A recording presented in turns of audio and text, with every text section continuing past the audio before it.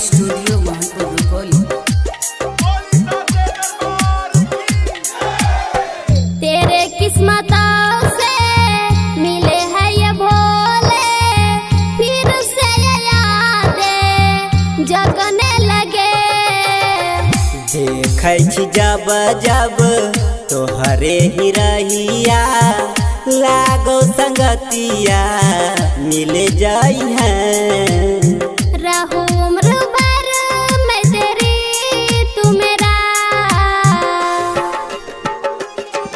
जब सावन चढ़ जैते तू ही त जलवा चढ़ई है।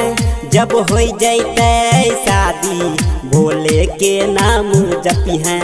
रिम झिम सावन के बूंदे तू हर मौसम बरसई हो। जब हो जाते शादी भोले के नाम जपी हो। Presented by DRK studio Mahampur Rupauli.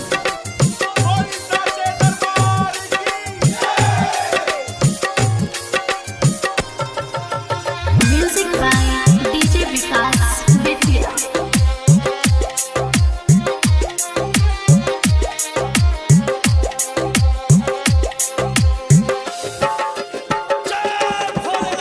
हे भोलेदानी कोइल मिलनवा, करनी तोहरा से हम हुआ रजिया।